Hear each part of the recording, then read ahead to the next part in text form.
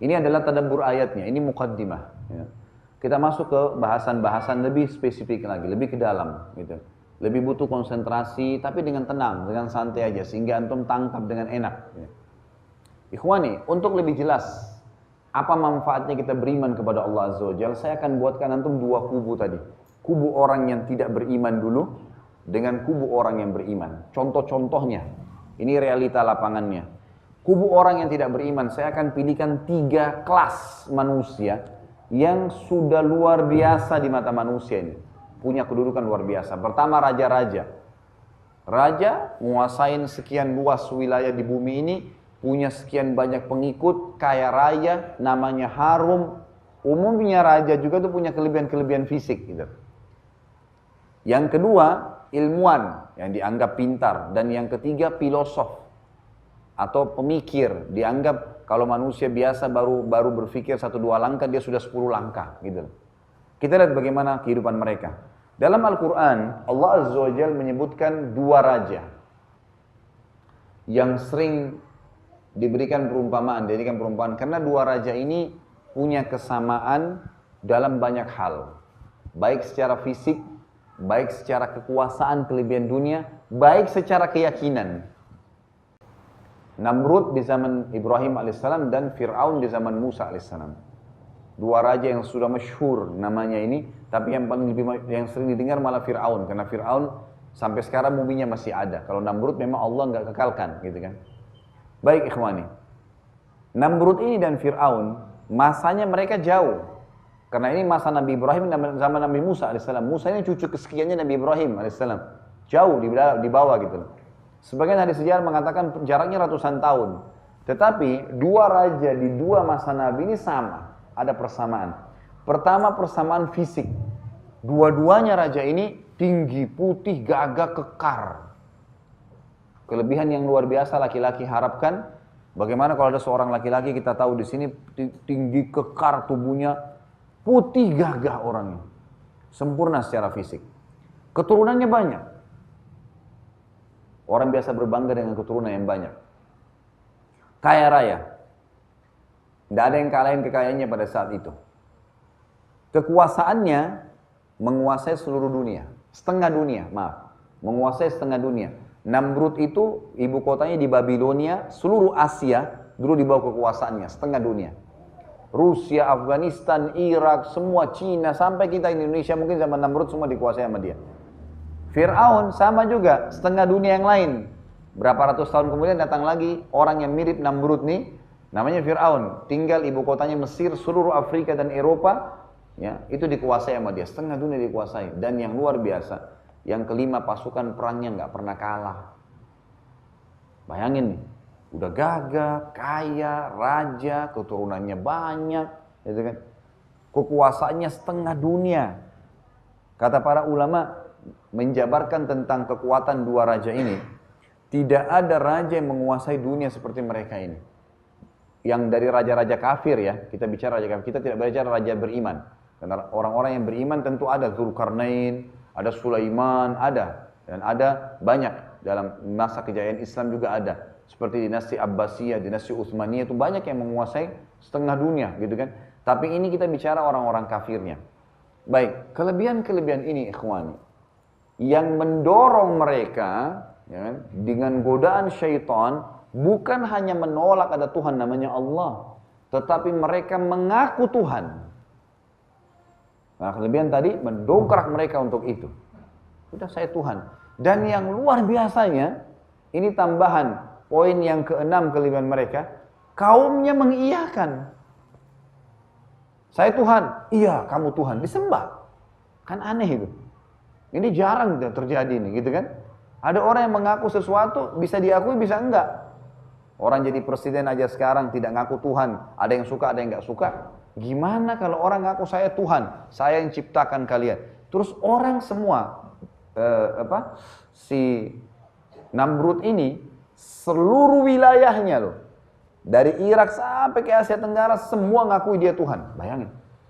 Sampai dalam kisahnya dikatakan, Namrud kalau kita masuk ke jendela kehidupannya, coba kita masuk sejenak, kita kayak review tentang kisahnya dia kembali ke zaman dulu. Namrud itu ikhwani, kalau dia pagi habis mandi, pakai baju kerajaannya, pakai mahkotanya, duduk di singgasananya, semua yang hadir di situ termasuk istri sama anaknya, sujud mengatakan, wahai Tuhan kami Namrud. Bayangin tuh, luar biasa ya. Sudah sampai pada tingkat itu. Namrud ternobatkan menjadi raja di umur 30-an tahun kurang lebih. Dan pada saat itu dia nobatkan dirinya juga menjadi Tuhan dan orang-orang mengiyakan. Pada malam hari yang dia nobatkan dirinya menjadi Tuhan, Allah Azza wa Jalla membuat dia mimpi. Namrud mimpi, dia lihat kerajaannya hancur. Kerajaannya hancur, gitu kan. Pada saat dia lihat kerajaannya hancur, ikhwani, dia bangun tengah malam. Kumpulin semua penasihat-penasihatnya. Ini apa nih mimpi saya? Kenapa saya mimpi begini? Ada yang punya takwil? Ada yang tahu apa maksudnya nih? Salah satu orang terdekatnya Namrud gak punya wakil. Gak kayak kalau presiden punya wakil presiden, raja gak ada wakilnya, gitu kan. Jadi dia tidak ada wakil pada saat itu. Tapi orang yang terdekat dengan dia, ada satu orang bernama Azar. Azar ini orang yang sangat dekat, karena Azar ini adalah ahli membuat patung. Ahli membuat patung. Jadi Namrud ini kalau dia mau suruh masyarakat tertentu, misal dia tinggal di Jakarta nih, yang di Solo, yang di Surabaya, dia kan gak bisa jangkau. Maka dia suruh si Azar buat patungnya, dia kirim ke sana. Cukup sujud sama patungnya berarti sudah sujud sama dia gitu. Maka Azar ini punya kedudukan tinggi. Azar ini ikhwani adalah ayahnya Ibrahim alaihissalam. Ini tangan kanannya si Namrud nih. Malam itu tuh dia bangun, dia bilang, saya mimpi begini nih. Ada salah satu penasihatnya bilang, kalau begitu wahai Tuhan Namrud, malam ini telah lahir di wilayah Babilonia anak laki-laki yang akan menghancurkan kerajaan Anda nanti. Tiba-tiba Namrud waktu tangkap instruksi itu dalam kondisi dia ketakutan, dia mengeluarkan instruksi yang aneh. Dia bilang, kalau begitu semua anak laki-laki yang lahir malam ini, waktu dia terima informasi ini maksud saya, maka dia keluarkan instruksi yang aneh, dia bilang, semua anak laki-laki yang lahir malam ini dibunuh. Dan waktu itu kebetulan Ibrahim alaihissalam lahir. Dan Azar ini tangan kanannya Namrud tahu kalau istrinya baru melahirkan laki-laki. Dan pasti berarti kena hukum, harus dibunuh. Dia pun segera pulang ke rumahnya, dia sampaikan sama istrinya, selamatkan Ibrahim nih. Karena ini Namrud akan membunuh semua yang lahir malam ini, dianggap akan menghancurkan kerajaannya. Ternyata betul, semua laki-laki dibunuh malam itu yang lahir, tidak terkecuali. Ibrahim alaihissalam sempat diselamatkan oleh ibunya ke hutan. Ada tentu kisah sendiri Ibrahim waktu masih kecil, itu ada bahasan, saya tidak bahas sekarang. Ini kisah cerita Ibrahim alaihissalam dijaga oleh Allah SWT sampai Ibrahim diutus menjadi nabi. Waktu itu umurnya sudah 40 tahun. Namrud waktu itu umurnya berarti berapa? 70 tahun. Sudah tua Namrud nih. 70 tahun Ibrahim umurnya 40 tahun. Karena rata-rata nabi-nabi diutus jadi nabi umur 40 tahun gitu kan. Baik. Ibrahim alaihissalam, dan kita perlu garis bawahi dulu ya. Allah Azza wa Jalla membiarkan Namrud dalam kondisinya itu. Artinya begini. Kalau antum lihat ada orang-orang kafir menikmatin dunia, nggak usah terlalu dihasutin, nggak usah pikirin, nggak usah. Karena itu akan berlalu, semua akan berlalu. Percuma dia mau berapa lama, dia mau makan berapa banyak, dia mau minum berapa banyak, dia mau nabung berapa banyak, atau dia mati ada yang dibawa ke kuburan. Nah, Kain, nggak kereta kencananya, nggak cetas bermereknya, nggak mobilnya, nggak ada istrinya wala anaknya, nggak ada yang ikut ke kuburan. Nggak ada yang masuk ke liang lahat maksud saya, gitu kan. Maka yang terjadi ikhwani, Allah Azza wa Jalla membiarkan Namrud. Sudah 40 tahun dia mengaku Tuhan dan diikuti. Peringatan Allah Azza wa Jalla 40 tahun itu datang sama dia. Ada fenomena alam, ada ini, supaya dia kembali ke Allah. Tapi dia tidak sadari itu. Sampai Allah mutus Ibrahim alaihissalam. Ibrahim alaihissalam gak main-main nih waktu diutus. Dan ingat Allah SWT memuji Ibrahim sendiri. A'udzubillahi minasyaitonirrajim. Inna Ibrahim kana ummah, kata Allah. Ibrahim itu satu orang tapi seperti satu umat. Luar biasa. Begitu diutus gak main-main nih. Apa yang Ibrahim lakukan alaihissalam? Baru diutus, Allah suruh masuk ke Babilonia, dia masuk. Begitu masuk, yang pertama Ibrahim alaihissalam lakukan adalah mendatangi tempat ibadahnya mereka. Ada kuil besar, Tempat mereka menyembah selalu kasih sesajen. Di dalamnya itu besar sekali, ada patung Namrud di ujung sana, besar. Di kiri kanan patung-patung yang Namrud suruh buat. Misalnya patung harimau, patung burung, patung apalah dibuat sama dia. Tidak disebutkan kepada kita bentuk-bentuknya, tapi ada patung Namrud memang di situ. Di sini ikhwani, orang masuk itu datang minta-minta, mohon-mohon keselamatan, minta apa, kasih sesajen. Sesajen itu pun mereka tidak berani taruh langsung di depannya Tuhan mereka yang mereka anggap Tuhan itu. Karena bagi Namrud Tuhan induknya, ini semua Tuhan-Tuhan yang lain nih, yang Namrud tunjuk. Jadi mereka ada dewa lah istilahnya, ada dewa penyelamat, ada dewa hujan, ada dewa ini, ada dewa penyakit. Jadi kalau sakit minta sama dewa ini, kalau mau hujan minta sama dewa ini, ada dewa-dewanya. Dan yang kalau mereka kasih sesajen, mereka nggak berani taruh langsung. Mereka anggap kalau taruh langsung, apalagi kesentuh sama Tuhannya, kualat sudah. Bisa cacat, bisa tiba-tiba hancur hidupnya. Maka yang bisa taruh itu hanya penjaga kuil saja. Jadi penjaga kuil dikasih, penjaga kuil dikasih di situ, ditaruh. Dan subhanallah yang ditaruh makanan, minuman sampai sekarang. Sebagian orang muslim juga melakukan, semoga Allah kasih hidayah. Itu nggak ada manfaatnya sama sekali. Sama sekali gitu. Saya kemarin ke Aceh diundang tablik akbar. Saya tanya, apa sih penyebabnya antum ini bisa kena tsunami? Apa sebabnya? Yang saya tahu ikhwani, saya bilang, penyebabnya itu harus musibah itu kalau datang seperti itu, mengumum, itu kan ada dosa yang merata. Apa sih dosa yang antum lakukan? Saya mau tanya, kebetulan saya ke satu kabupaten namanya Melabu. Melabu ini, menurut ikhwah di situ, ini yang paling parah waktu tsunami. Apa akhi? Oh waktu itu Ustaz, salah satu ikhwah yang bilang, waktu itu kebetulan, sedikit nanti saya kembali ke Namrud ya. Dia bilang waktu itu kebetulan sudah pas mau tsunami, Desember tuh. Menjelang tahun baru, itu sampai pada tingkat masyarakat asli daerah sini, itu udah berani striptis di pinggir pantai. Telanjang.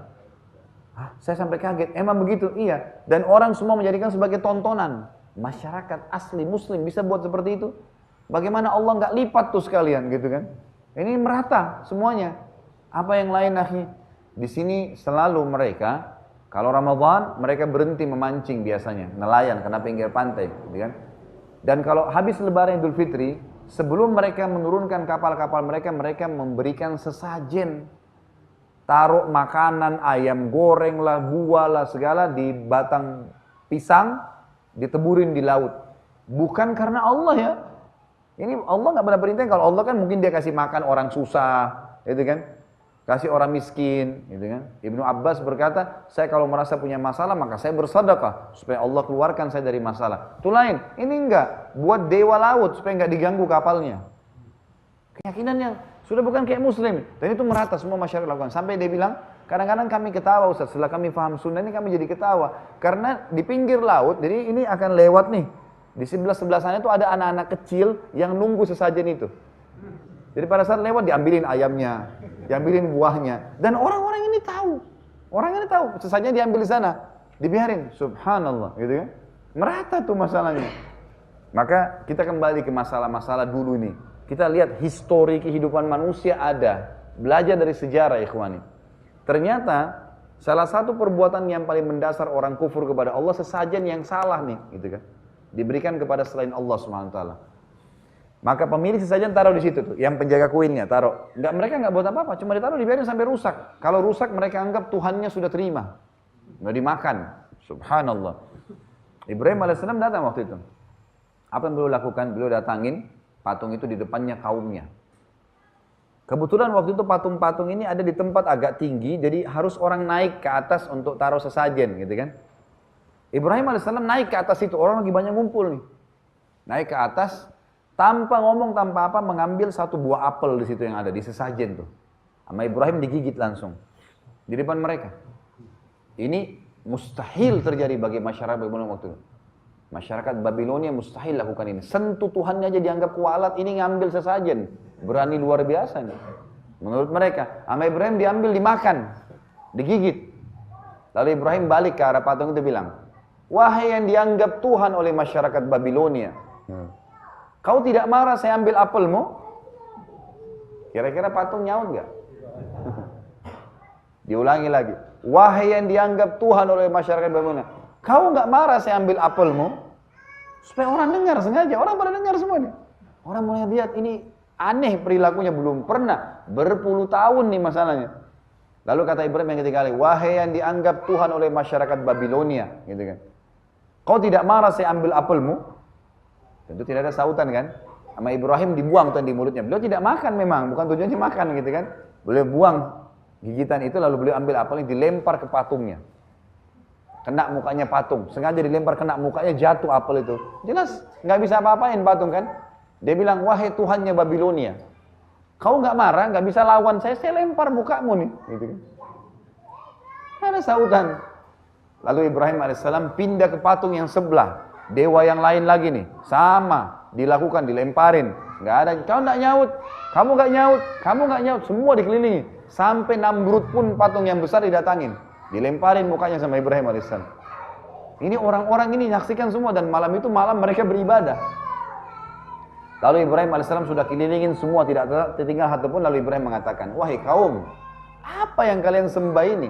Patung yang kalian pahat sendiri kalian anggap Tuhan. Tuhan kalian Allah yang menciptakan langit dan bumi. Maka orang diam pada saat itu. Kata Ibrahim, kalau kalian tidak mau meninggalkan Tuhan-Tuhan ini, saya akan buat tipu muslihat buat Tuhan-Tuhan kalian. Mereka masih belum tangkap Ibrahim mau buat apa nih. Dan Ibrahim ini tidak dikenal di situ. Dia tinggal dari luar Babilonia, besar di hutan gitu kan. Maka yang terjadi ikhwani, orang semua bubar udah. Orang nggak pedulikan Ibrahim. Tapi mereka pulang berpikir. Ibrahim alaihissalam turun dari kuil itu ke rumahnya, keluar ngambil kampak.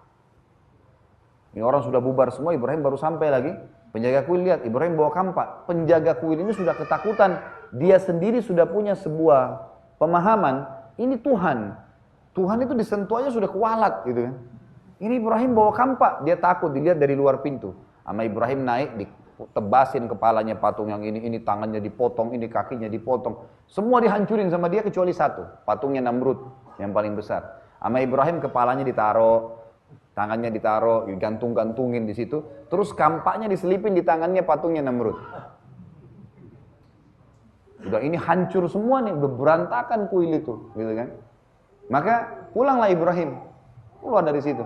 Besok pagi mereka mau sembah lagi. Lihat Tuhannya semua berantakan. Dalam Al-Quran mereka mengatakan, man fa'ala bi alihatina. Siapa yang buat pada Tuhan kami seperti ini? Maka si penjaga kuil bilang, ada satu anak yang tadi malam tuh, yuqalu lahu Ibrahim, namanya Ibrahim tuh. Mereka bilang, panggil Ibrahim nih. Ini Ibrahim sudah ngaur, buat apa pada Tuhan-Tuhan kami? Mereka masih belum tersentuh juga nih. Ibrahim alaihissalam datang, iya kenapa? Mereka bilang, hai Ibrahim, a'anta fa'alta hadza bi alihatina ya Ibrahim? Kau buat ini pada Tuhan kami Ibrahim? Kata Ibrahim apa? Bal fa'alahu kabiruhum hadza. Fas'aluhu in kanu yantikun. Kenapa tanya saya? Yang pegang kampak siapa? Gitu kan. Itu kan kampak di tangannya yang besar tuh. Tanya dia kalau dia bisa ngomong gitu. Maka Allah mengatakan faraju ila anfusim. Mereka hanya kembali ke diri mereka sendiri. Kalau mereka saling ngomong, kayaknya bener nih orang ini nih, gitu kan. Kita yang salah nih, dikampak-kampakin tidak bisa melawan, ngapain kita sembah gitu kan? Tapi ada satu orang, syaitan masih menghiasi subhanallah perbuatan mereka, gitu kan? Satu orang yang bilang kita harus lapor kepada Tuhan besar kita, Namrud. Ibrahim bilang nggak usah ngelapor, saya ke sana. Pas masih pagi nih, Ibrahim ke istananya Namrud. Nah Namrud ini punya tradisi tadi saya bilang ikhwan. Kalau pagi dia sudah mandi, sudah segala pakai baju istananya, kerajaannya, keluar dibuka tabirnya, semua orang sujud. Ngaku, wahai Tuhan agung Namrud. Ibrahim alaihissalam masuk ke istana. Bersama dengan orang-orang lainnya. Begitu Namrud kelihatan orang semua sujud. Ibrahim berdiri sendiri. Namrud lihat, pertama kali 40 tahun ada orang tidak sujud dengan dia. Dia tanya, siapa kamu ini? Kenapa kau tidak sujud? Ibrahim alaihissalam Nabi, tahu. Dan Allah perintahkan memang sudah harus dihancurin nih keyakinannya Namrud. Dia bilang, wahai Namrud. Bukan lagi Tuhan, bukan Raja, bukan yang mulia. Dipanggil namanya, wahai Namrud. Tambah kaget Namrud gitu kan. Wahai Namrud, dari mana kamu mengaku sebagai Tuhan? Kamu tuh manusia biasa seperti saya. Orang semua dengar nih. Kamu manusia, kamu punya dua mata, saya punya dua mata. Kamu punya dua tangan, punya dua kaki, saya juga sama. Kamu juga kamu juga lapar, kamu makan, kamu juga haus, kamu minum, dan kamu seperti saya lahir dari rahim seorang ibu kok. Kamu bayi, anak-anak, remaja, tua seperti kamu dan kau akan mati, wahai Namrud. Begituin. Yang menciptakan kamu, saya dan semua ini adalah Allah. Allah itu menghidupkan dan mematikan.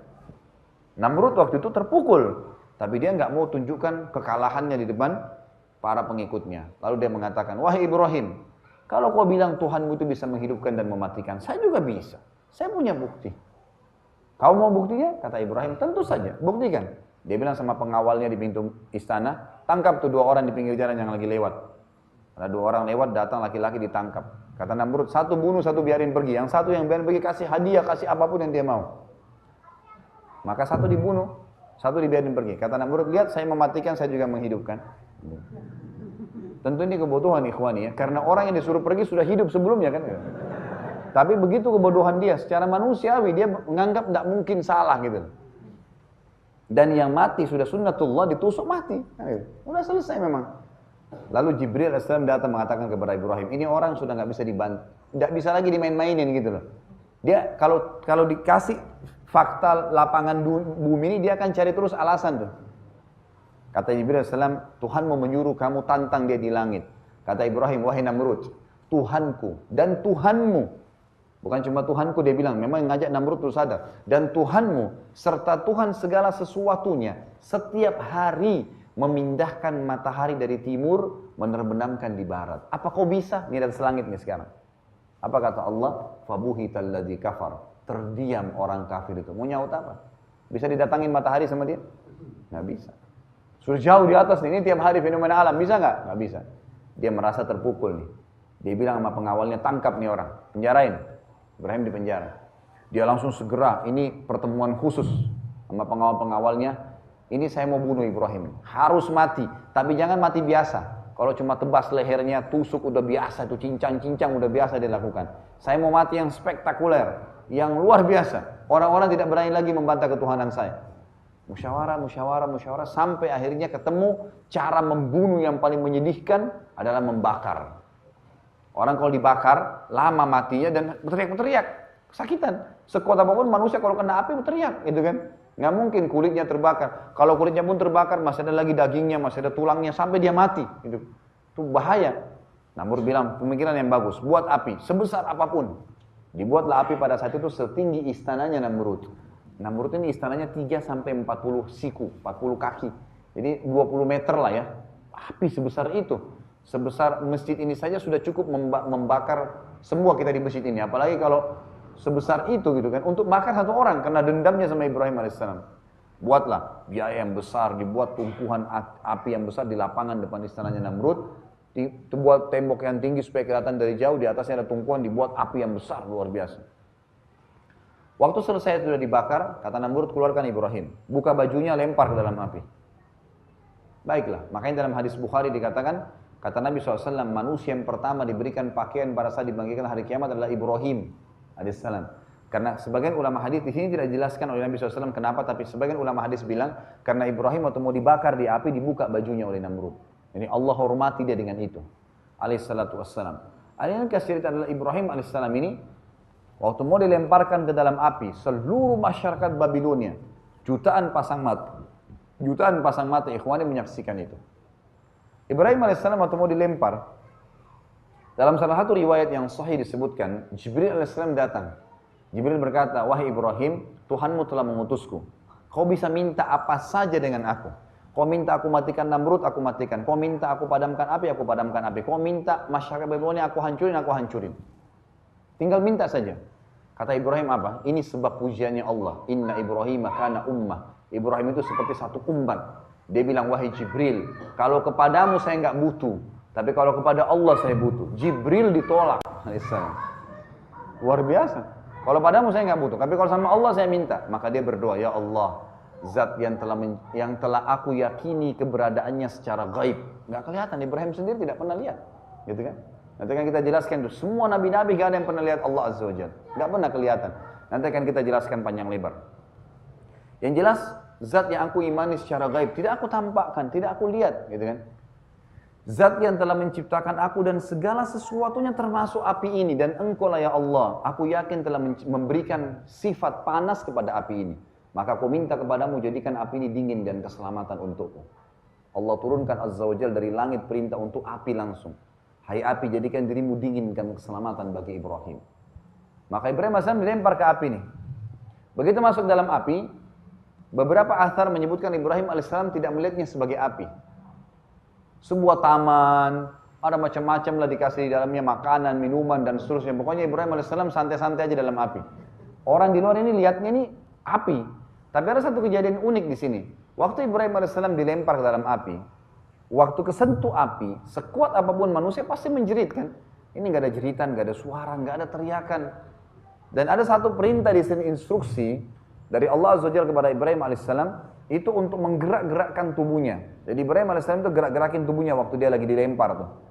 Itu saja instruksinya. Dan kita perlu tahu ya, banyak nabi-nabi alaihi wassalatu wassalam pada saat Allah perintahkan, mereka tidak tahu apa yang akan terjadi setelahnya. Mereka cuma menjalankan instruksi. Selebihnya itu haknya Allah. Dan mereka kena beriman sama Allah, jalanin. Pokoknya Allah bilang A, B, B. Lakukan, tidak. Begitu. Dan ini sifat orang beriman, ikhwan. Perhatikan. Apa yang Allah perintahkan kerjain dulu. Ada hikmah, gak ada urusan. Pokoknya Allah perintahin. Itu iman kepada Allah. Itu polanya. Ibrahim alaihissalam cuma dibilang, disuruh pada saat itu masuk ke dalam api. Udah lemparin, disetujuin sama Ibrahim alaihissalam. Sisanya Allah jadikan sebagai kebun yang enak, makanan, minuman dan segalanya. Dan di sini disuruh gerak-gerakan tubuhnya. Ibrahim gerak-gerakin. Begitu masuk dalam api, ini gerak-gerakin ini bagi orang mungkin sederhana ya. Tapi ternyata besar. Waktu masuk ke dalam api nggak ada teriakan, nggak ada jeritan, nggak ada suara. Namrud dan seluruh orang Babilonia bingung. Belum pernah ada manusia dilempar ke api nggak teriak. Gitu kan? Ini baru Ibrahim. Orang semua bingung apa yang sedang terjadi. Namrud juga meletakkan di sekitar api prajurit-prajurit pilihannya. Kalau Ibrahim mau lari didorong lagi ke dalam. Tujuannya begitu karena bencinya sama Ibrahim alaihissalam. Maka di sini tujuan utamanya tadi gerak-gerik itu ternyata Namrud bingung kenapa nggak ada suara. Lalu Namrud bilang. Jadi ternyata gerak-gerik tubuhnya Ibrahim itu berhubungan dengan apa yang Namrud akan bilang nanti, gitu kan? Maka di sini subhanallah Ibrahim alaihissalam waktu disuruh gerakan tubuh baru masuk ke dalam api, Namrud bilang, oh Ibrahim sudah mati begitu kena uapnya, asapnya api saya. Tapi nggak ada suara, nggak ada apa-apa. Tujuannya masyarakat Babilonia waktu lihat kalau Namrud bilang begitu kena asap api mati, berarti Ibrahim mestinya nggak goyang-goyangin tubuhnya. Mestinya sudah mati dari jauh kena asap, kena uap. Nah panas sekali api itu gitu kan. Ala kulihal selesai. Kata orang-orang Babilonia waktu Namrud bilang bubar, kita tunggu biarin bakar Ibrahim sampai 3 hari. Untuk bakar manusia 2-3 jam sudah hangus. Namrud bilang 3 hari. Biarin 3 hari kemudian kumpul kembali masyarakat, diundang, pesta raja. Kita lihat kata Namrud, saya mau lihat debunya Ibrahim. Apa yang terjadi ikhwan? Waktu api dipadamkan mereka kaget Ibrahim alaihissalam duduk di tengah-tengah tungkuhan api mereka. Tidak sedikit pun kena apa-apa. Pada saat itu datang lagi instruksi sederhana dari Jibril alaihissalam. Allah berikan, wahai Ibrahim, Tuhanmu kirim salam, kamu disuruh berdiri dan pulang ke rumahmu. Itu saja. Instruksinya itu saja. Kayak kita gitu, azan kamu sholat, itu saja. Selebihnya kita nggak tahu ada apa nih, nggak ngerti. Cuma janji Allah SWT gitu kan. Kita yakin dengan itu. Tapi begitu Ibrahim alaihissalam. Ternyata ada hikmahnya tuh. Waktu pas padam api, orang lihat karena ini tungkuhannya di atas. Kayak kalau atap masjid ini mungkin di atas atap. Jadi orang dari jauh semua bisa lihat. Ini semua tungkuhan apinya yang besar gitu kan. Ini apinya semua, luar biasa gitu. Lalu waktu Ibrahim alaihissalam di atas tungkuhan duduk, sempat ada statement dilemparnya oleh sebagian masyarakat. Oh Ibrahim terbakar kaku tuh. Artinya duduk itu sudah terbakar sebenarnya gitu kan. Subhanallah instruksi Allah Ibrahim nggak ngerti apa-apa nih. Ibrahim alaihissalam tidak tahu apa-apa. Sudah padam, Jibril datang. Kamu disuruh pulang sama Tuhanmu, berdiri pulang. Itu saja. Waktu Ibrahim berdiri, membantah semua statement tadi Babilonia yang mengatakan apa? Ini orang mati kaku terbakar. Cuma berdiri pulang. Itu sudah cukup menjadi jawaban buat mereka. Nggak usah repot-repot. Saya nggak mati nggak. Berdiri pulang. Sederhana sekali, gitu kan? Sederhana sekali. Subhanallah waktu dia pulang, orang Babilonia bilang, Ibrahim nggak mati. Gitu kan? Tersebar berita waktu itu, Namrud yang selama ini kita anggap Tuhan tidak bisa membunuh Ibrahim. Dan Tuhannya Ibrahim lebih kuat. Bisa membuat api tidak membakarnya. Hampir masyarakat dunia semuanya beriman waktu itu. Mau beriman kepada Ibrahim AS. Namrud ini, karena membangkang, gitu kan? Dia pulang ke rumahnya, istananya bingung. Semalam suntuk, nggak bisa tidur. Ini apa ini, gitu kan?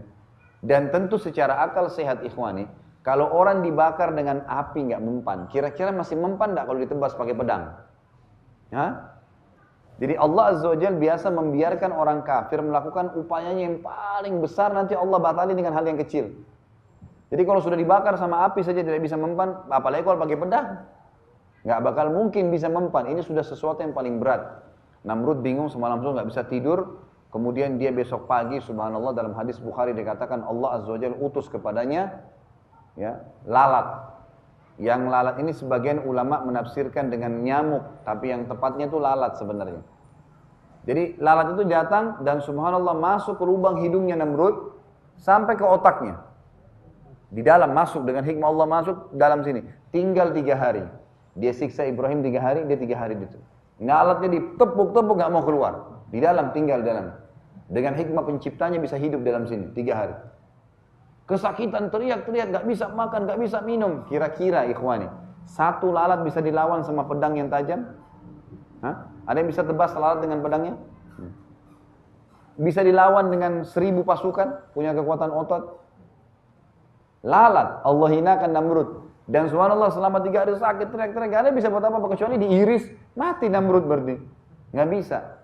Akhirnya keplak-keplak jatuh, hari ketiga subhanallah meninggal dunia. Waktu Namrud jatuh meninggal dunia karena lalat tadi, dia jatuh, orang-orang dekat dia ini pada dekatin semua. Dan dengan hikmah Allah mereka lihat tuh lalat keluar dari hidungnya. Keluar tuh hidung lalat, sampai mereka tahu, Allah memang sampaikan pesan kepada mereka bahwa yang membunuh lalat tentu Allah Azza wa Jalla. Tapi melalui perantara si lalat tadi. Tersebar berita, Tuhan Namrud mati dibunuh oleh lalat. Habis sudah. Gitu kan? Afwan ini, teleponnya bunyi. Jadi, kita lihat ini akhir hidupnya seorang raja yang kaya, gagah, punya keturunan, wilayah kekuasaannya setengah dunia, pasukan perang yang gak pernah kalah, diakui oleh masyarakatnya sebagai Tuhan, bayangin. Akhir hidupnya mati dengan seekor lalat. Habis ceritanya. Dan ikhwani, ingat, kalau antum pernah sekolah S1 atau S2 ataupun afwan sudah sampai S3, kita dalam menulis skripsi, tesis atau disertasi, biasanya kalau di Indonesia kita umumnya ya, kalau Timur Tengah tidak pakai sistem itu. Tapi di Asia ini, terutama di Indonesia, biasanya kita pakai sistem penelitian lapangan. Dan dalam penelitian lapangan itu, kita ada namanya mengambil sampel-sampelnya, gitu kan. Baik, kalau saya mau tahu masyarakat Solo atau masyarakat sekitar sini, misalnya ini Solo apa, Solo Selatan misalnya, masyarakat sekitar sini itu, apa sih kebiasaannya, apa pekerjaannya? Saya nggak mungkin ngomong satu-satu orang, kebanyakan datangin RT atau RW, tanya, gitu kan? Oh seperti inilah, itu sudah cukup, gitu kan? Ini sudah mewakili. Jadi maksudnya begini, cerita Namrud ini sudah mewakili semua raja, sudah mewakili semua pengusaha. Tidak semua orang minum khamr ikhwani meninggal itu badannya meletup-meletup, rusak kulitnya, enggak semua. Tapi Allah datangkan kadang-kadang satu orang saja, ketemu busuk badannya, rusak badannya. Itu sudah jadi, itu contoh. Allah bilang begini loh orang kalau mati khamr, tapi enggak semuanya. Kalau semua orang begitu enggak ada lagi orang yang jahat. Allah memang mau uji, ini buruk ini jahat. Liyabluwakum ayyukum ahsanu amala. Allah mau uji mana yang baik, mana yang buruk, gitu kan? Ini dijanjikan dengan janji-janji positif, surga, pengampunan, rahmat, rezeki dan seterusnya. Ini dijanjikan dengan azab, siksaan, penyakit, seterusnya masuk neraka. Ya. Ini diuji oleh Allah SWT. Begitulah semuanya. Gitu kan? Tidak semua orang meninggal yang beriman, beribadah, badannya wangi. Enggak. Tapi ada jenazah orang yang meninggal beriman wangi. Ada yang senyum. Cukup, oh berarti begitu semua tuh nanti. Sudah begitu. Jadi walaupun itu orang beriman, ditabrak kereta api, kepalanya hancur, itu sudah nggak ada masalah. Tetap fenomenanya adalah dia bahagia. Itu kata kuncinya, gitu kan? Tidak berpengaruh lagi masalah fisik itu cuma simbolik. Itu contoh. Kita pindah sekarang ke raja kedua, Fir'aun. Fir'aun dan Musa alaihissalam. 10 tahun Nabi Musa alaihissalam berdakwah. Wahai Fir'aun, sadarlah, tidak mau. Bahkan Allah mengatakan kepada Musa dan Harun, ya, idhaba ila Fir'auna wa qula lahu qawlan layyina la'allahu yatadhakkara aw yakhsha.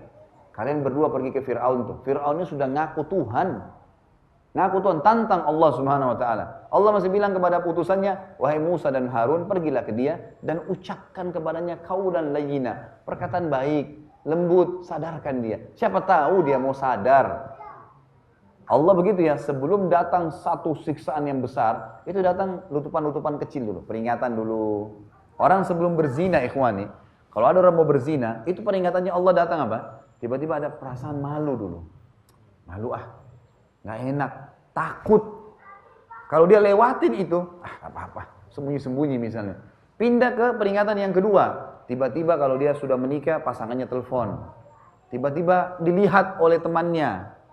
Peringatan dari Allah supaya jangan sampai ke sana. Enggak, dia lewati lagi sama dia. Nggak apa-apa sembunyi-sembunyi masuk hotel. Nanti tiba-tiba apa? Ada kebongkar berita apa? Terus sampai akhirnya nggak mau rubuh tuh hotel, mati gitu kan. Jadi peringatan Allah itu selalu begitu. Sebelum terjadi tsunami, ada letupan kecil, banjir. Sebelum longsor besar, longsor kecil. Nggak mau sadar, longsor lebih besar. Nggak mau sekalian, hancur. Gitu kan. Ini sudah diingatin berapa kali nggak mau. Peringatan-peringatan datang, seperti itulah. Fir'aun ini diingatin ikhwan, nggak mau juga. Kita langsung ringkas saja. Dari 10 tahun kalau tidak salah ini, mudah-mudahan saya benar ya. Kalau saya tangkapnya 10 tahun masa dakwanya Musa alaihissalam kepada Fir'aun. Ini bukan dari masa dia lahir dia tinggal di rumah Fir'aun, tapi masa mulai dia berdakwah masuk ke Mesir. Musa alaihissalam mendakwai Fir'aun telah menolak. Terakhir ada kejadian 3 fenomena kejadian besar yang peringatan terakhirnya Allah kepada Fir'aun sebelum ditenggelamkan. Yang pertama, Musa alaihissalam bawa mukjizat. Tongkatnya bisa berubah jadi ular, tangannya dikeluarkan dari daerah ketiaknya, kantongnya keluar bercahaya sampai membuat Fir'aun nggak bisa melihat silau, gitu kan? Terang, nggak mungkin terjadi zaman itu kan, nggak ada lampu kayak kita. Berarti itu mukjizat, sulit. Ya kata dalam sebagian riwayat dikatakan silonya seperti silonya orang kalau lihat ke matahari. Sampai waktu Musa alaihissalam angkat, Fir'aun nggak bisa melihat silau. Dia suruh turunkan, gitu kan? Tongkatnya tuh dilempar di depan Fir'aun, tongkatnya jalan, mau menyerang Fir'aun, gitu kan? Maka tetap aja. Ternyata tidak cukup buat dia. Dia bilang, wahai Musa, kau penyihir nih. Ini tongkat yang kau ubah jadi ular sihir. Ini juga tanganmu bercahaya sihir. Saya mau tantang kamu. Saya akan datangkan juga penyihir saya. Dan penyihir di Afrika terkenal. Gitu. Sampai sekarang yang saya tahu, di kelas-kelas penyihir ini yang paling kuat dari Afrika. Gitu. Allahu alam, apakah jinnya juga kuat-kuat? Tapi yang jelas seperti itulah. Di zaman Fir'aun yang terkenal, kata Fir'aun, kau penyihir, saya akan tantang kamu, saya akan penyihir juga. Coba tentukan hari, hari apa kamu mau kita bertantangan nih? Kata Musa alaihissalam, hari zina, yaumuz zina. Hari zina ini ikhwani, istilah dalam Al-Quran, hari di mana Fir'aun pada hari itu, singgasananya dikeluarkan ke depan istananya di lapangan luas, dan hari itu masyarakat Mesir datang menyembahnya, disembah, gitu kan? Nah pada saat hari zina itu kata Musa, saya tantang kamu Fir'aun, terima tantang kamu di hari zina itu. Sengaja, waktu seluruh masyarakat Mesir ini umumnya lagi datang nyembah Fir'aun, menganggap dia sebagai Tuhan. Kata Fir'aun, baiklah. Dia merasa tertantang, baiklah, saya mau. Lalu Fir'aun iklankan seluruh wilayah kekuasaannya Afrika, semua penyihir yang menganggap dirinya hebat datang. Sebagian athar menyebutkan, ada 100 penyihir, ada 1000, ada yang mengatakan sampai 10.000. Kita ambil yang paling banyak jumlahnya, 10.000 penyihir. Datang 10.000 orang, karena ini seluruh wilayah Afrika. Siapa yang mengaku punya ilmu datang, tantang. Apa saja diminta, saya kasih. Waktu penyihir datang, jumlahnya banyak. Mereka bilang kepada Fir'aun, apakah kami punya balasan? Ada nggak balasannya kalau kami menang nanti? Pertama mereka bilang begini, mana musuh kami? Kata Fir'aun itu sana, Musa sama Harun berdua. Mereka bilang, itu 2 orang itu saja lawan kami. Nganggap remeh, ini jumlahnya banyak. Kita semua ini bersatu. Mereka nih, na'udzubillah. Mereka bilang, mereka bersatu semua. Maka kata Fir'aun, iya, bunuh aja dulu tuh dua. Apa yang kalian minta saya kasih. Pokoknya saya nggak mau lihat lagi orang ini hidup. Maka penyihir-penyihir ini sepakat. Baiklah kalau gitu. Kalau kita dikasih kedudukan, karena Fir'aun janjikan, kalau kalian menang, kalian punya kedudukan di sisi saya. Pokoknya jadi penasihat-penasihat, jadi menteri-menteri, lah Perdana Menteri sekarang gitu. Maka mereka sepakat nih, dan ini ikhwani, ilmu tertinggi dalam sihir. Subhanallah. Ya. Jadi antum jangan pernah menganggap hebat itu sihir itu. Ilmu tertingginya adalah kata Allah, yukhayyalu min sihrihim annaha tas'a. Mereka mengubah sebuah benda yang tidak bergerak seakan-akan bergerak. Itu saja. Jadi sihir itu dilempar, misalnya dilempar kayu nih, atau dilempar apa, berubah jadi bentuk yang bukan aslinya. Itu semua cuma itu. Itu ilmu tertingginya. Kalau ada seseorang antum lihat lempar kayu jadi ular, antum dekatin bismillah, antum pegang berubah kembali jadi asalnya. Gitu kan? Dia langsung kembali jadi asalnya. Menyebut nama Allah saya sudah cukup. Ada teman saya di Jakarta peruqyah, dia cerita, nanti saya kembali ke sini ya, ingatkan ke masalah Fir'aun menantang penyihir ini. Maka dia bilang, dia peruqyah kebetulan, sering kadang-kadang hadiri pengajian saya juga, sahabat dekat saya lah saya katakan, saya tidak katakan murid. Kemudian dia bilang, Ustaz saya lewat di atraksi masyarakat yang biasa orang jual-jual obat di pinggir malam-malam di pasar malam. Ini rupanya ada demo melihat ilmu kebal. Nah, potong tangannya enggak apa-apa, ini segala enggak apa-apa. Dia bilang, ana ini enggak ngerti, ana cuma lewat di situ, kebetulan pasar malam, tidak tahu kalau ada ya, atraksi itu. Cuman sekedar lewat, mau lihat pasar malam orang jual-jual pakaian murah gitu. Begitu saya lewat, dia bilang, begitu ana lewat di depannya, datang tuh orang-orangnya langsung. Bang, jangan ganggu bang. Gitu. Dia bilang, bang jangan ganggu bang. Apa ini? Siapa kalian? Ganggu apa? Saya cuma lewat. Pokoknya tolong. Instruksi dari dalam bilang jangan, itu yang lewat tuh jangan. Kasih tahu bilang jangan ganggu. Ternyata setannya udah melapor tuh peruqyah tuh yang lewat. Bahaya nih, baca ayat bisa bahaya nih. Jadi cuma gitu, cuma lewat mereka tahu tuh, gitu kan. Dan pernah kejadian di Jakarta, kebetulan anak ini diruqyah oleh beliau. Teman saya ini, jazakallahu khair. Ada anak kecil rupanya pulang dari TPA, lewat di tukang-tukang obat begitu tuh. Rupanya dia lagi demo-demo potong-potong tangannya, si anak ini nggak sengaja. Waktu dia kaget, dia kagum, dia bilang Allahu Akbar, terpotong betul tangannya. Dia kena tulus baca Allahu Akbar, terpotong betul tangannya. Anak itu langsung disihir, gitu kan. Nah ditangani oleh teman saya nih, ditangani. Waktu ditanganin, diobatin, ternyata jin yang ngomong. Ini dia sebutin Allahu Akbar waktu itu hari, jadi saya disuruh masuk ke badannya. Seperti itulah. Jadi sebenarnya, subhanallah ya, Allah tidak akan mungkin salah. Inna kaida syaitani kana dha'ifa. Syaitan itu sangat lemah, nggak punya kekuatan. Asal dihadapkan dengan ayat-ayatnya Allah. Saya tidak bicara masalah ruqyah ikhwani. Itu ada bahasan saya, itu bisa lihat di YouTube ada bahasan saya tentang ruqyah syariah. Tapi yang jelas di sini kita bahas masalah Fir'aun dengan penyihirnya. Penyihir ini lalu mengatakan, baiklah, kita kumpul semua penyihirnya. Kita langsung aja pakai ilmu pamungkas. Nggak usah terlalu lama. Ini cuma 2 orang. Ilmu mereka terakhir adalah tunjukkan kepada masyarakat kehebatan. Dan itu yang dijadikan sebagai tolok ukur supaya orang takut. Kalau antum nggak takut, antum nggak bisa kena. Susah kenanya. Makanya kalau tempat-tempat dukun itu fenomena, tempat prakteknya pasti ada tengkorak, gelap. Harus antum takut dulu. Kalau antum nggak takut nggak bisa. Nggak bisa dikena, nggak bisa. Apalagi kalau kuat akidahnya nggak bisa kena. Itu susah. Dia pun kena mental lagi. Itu kan, apalagi antum jaga zikir pagi sore, sering baca Quran, itu sudah berat bagi mereka itu. Kelas berat sudah susah. Ringkas cerita ikhwani, maka mereka bilang kita langsung aja deh ilmu pamungkas. Masing-masing pegang tali. Antum bayangkan kalau kita tadi ambil jumlah tertinggi ya, 10.000 orang penyihir, 10.000 tali dilempar ke tanah, disaksikan dengan jutaan mata masyarakat Mesir waktu itu yang datang menyembah Fir'aun, dilempar, kata Allah, berubah menjadi ular, seperti bergerak. Tapi ingat, sihir nggak bisa nyerang. Di sini ya, kalau dia mau begitu dia nggak bisa nyerang. Kalau masalah jin masuk ke badan antum itu kalau kena sihir itu lain. Itu fenomena itu bahasan lain. Tapi ini kalau dia lempar benda, gitu kan? Dia lempar benda maka itu tidak bisa menyerang. Setelah selesai, orang semua bersorak-sorak. Musa alaihissalam awalnya sempat khawatir.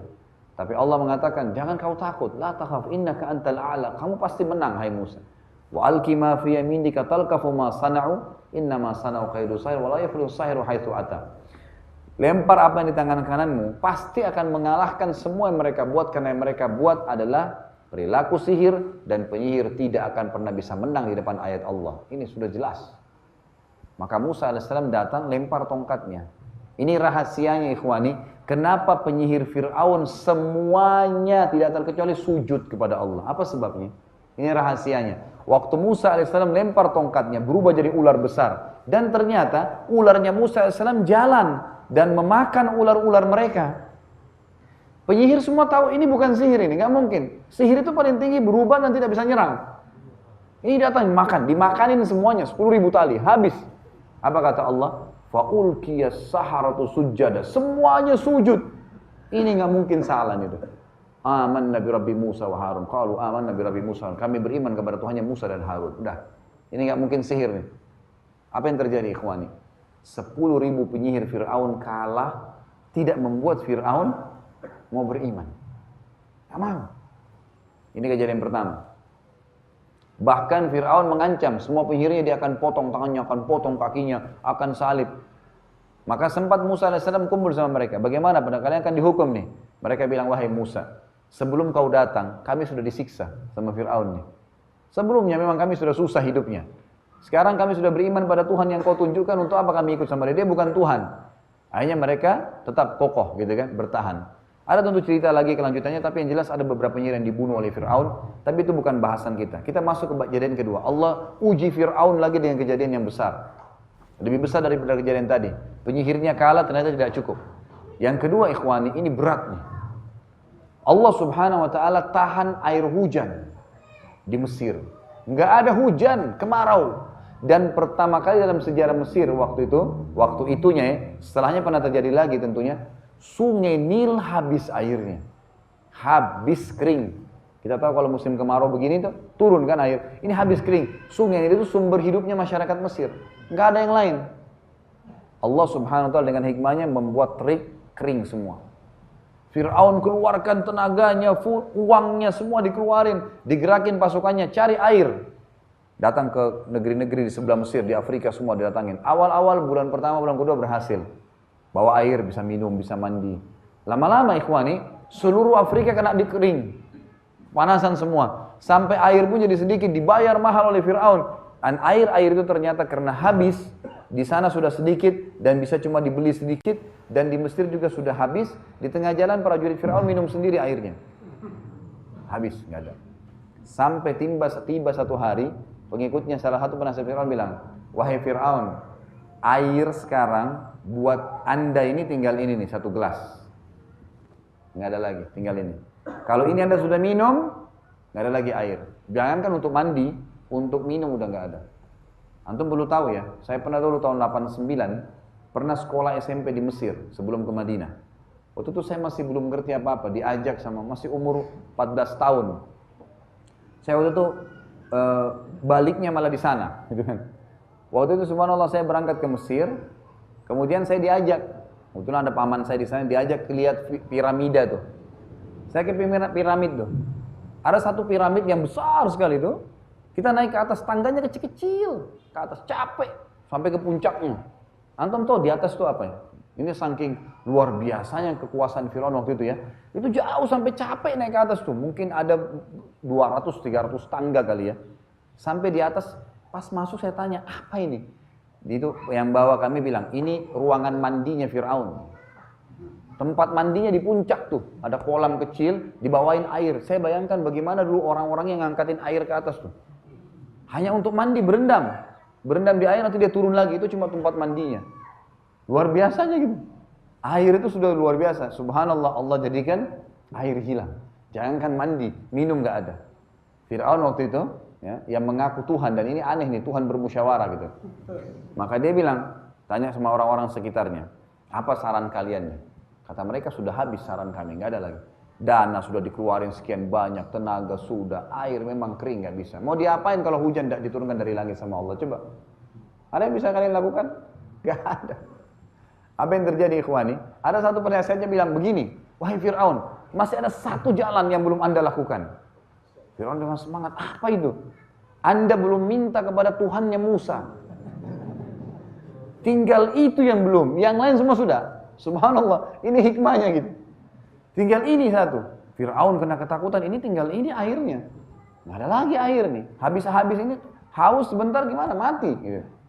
Maka dia bilang, panggil Musa. Subhanallah, waktu itu Musa tinggal dengan pengikutnya di satu wilayah, yang dengan hikmah Allah, Fir'aun nggak tahu, ada sumur dan Allah buat melimpah airnya. Jadi orang-orang beriman ada airnya, gitu kan. Fir'aun nggak tahu tapi, Musa hidup dengan kaumnya. Gitu. Musa AS datang. Kenapa tumben Fir'aun panggil nih? Datang langsung, Fir'aun tidak mau tunjukin kebutuhannya. Wahai Musa, kau kan ngaku punya Tuhan, katanya bisa mengerjakan apa saja. Kata Musa, iya. Dia bilang, kau kan tahu sekarang Mesir ditimpa peceklik, panas, nggak ada air. Kami kekurangan air. Dia nggak bilang sudah habis air. Kami kekurangan air. Kalau Tuhanmu bisa turunkan hujan dari langit, kami akan beriman. Musa senyum. Musa mengatakan, Fir'aun, betul yang kau ucapkan? Kalau Tuhanku dan Tuhanmu Allah menurunkan hujan dari langit, kau akan beriman? Dia bilang, iya. Semua ini sekitar saya jadi saksi. Sudah, turunkan hujan, pasti akan saya beriman. Berikan, ini ikhwani ikrar. Seorang raja sebenarnya malu ya, punya kedudukan, tapi dia sudah bilang ikrarnya. Terus Musa di depan Fir'aun angkat tangan. Ya Allah, Zat yang maha kuasa, dipuji-puji Allah, Zat yang maha besar, Zat yang... Terakhir dia mengatakan, Zat yang telah menahan hujan untuk Mesir, turunkanlah hujan buat masyarakat ini sebagai tanda-tanda kebesaran ayatmu. Belum Musa alaihissalam turunkan tangannya, mendung hujan sebulan.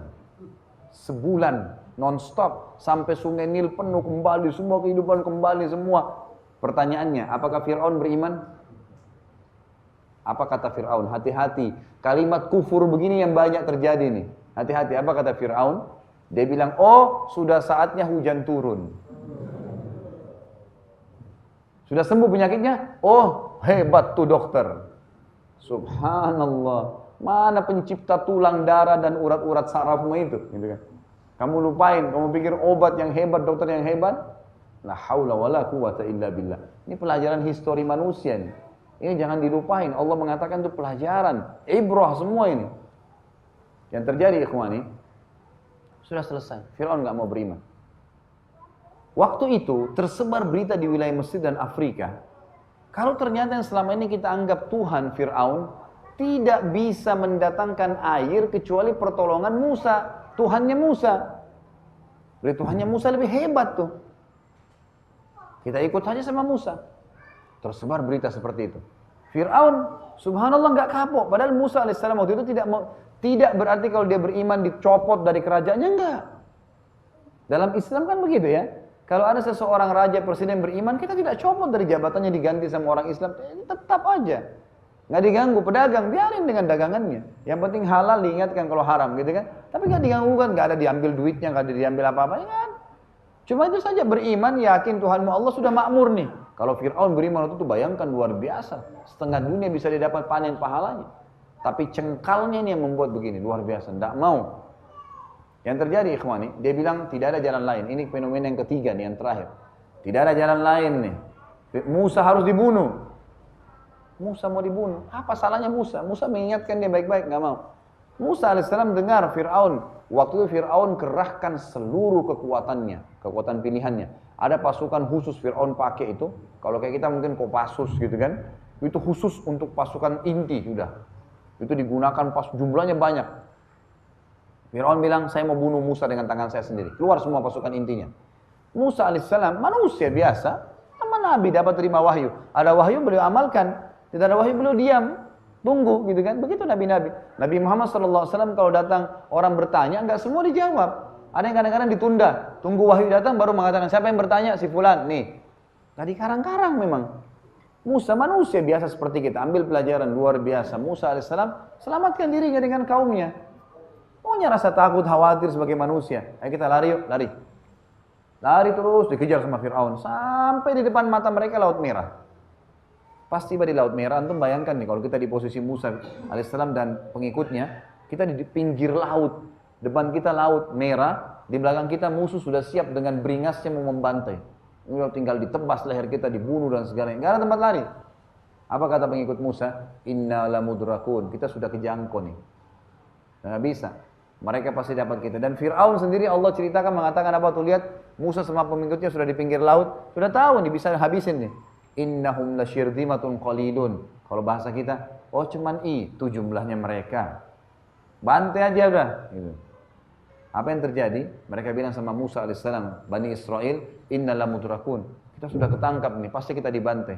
Musa alaihissalam memberikan pelajaran kepada kita ikhwani.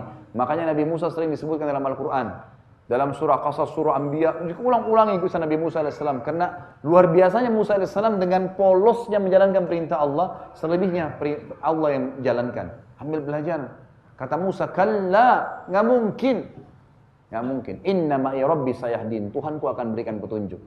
Pada saat itu Musa alaihissalam didatangi Jibril. Jibril mengatakan, wahai Musa, Tuhanmu perintahkan kau mencambukkan tongkatmu di bibir Laut Merah. Itu saja. Itu saja. Nggak ada yang lain, nggak ada instruksi. Nanti laut akan naik, air nggak ada.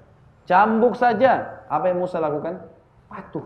Langsung. angkat tongkat, cambuk, selesai. Musa nggak tahu apa yang terjadi nanti nih. Nggak tahu, ikhwan. Seperti itu. Jihad perang. Urusan nanti itu nanti. Sholat, puasa, nanti urusan nanti itu, nggak usah pikir.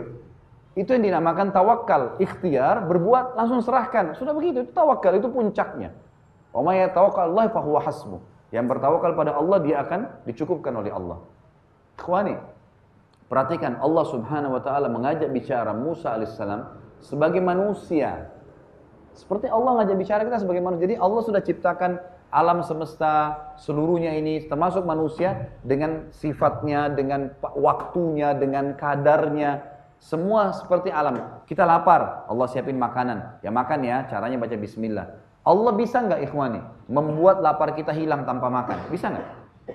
Bisa. Tapi Allah mau begitu alamnya, begitu jalannya. Kita bisa hilang kok, haus, ya Allah haus, hilang. Bisa, tapi Allah ciptakan air, prosesnya minum ya, baca bismillah, ada pahalanya pakai tangan kanan. Begitu sistemnya Allah ciptakan, alaminya begitu. Maka Musa AS begitu, cambuk tongkatmu. Itu saja perintahnya.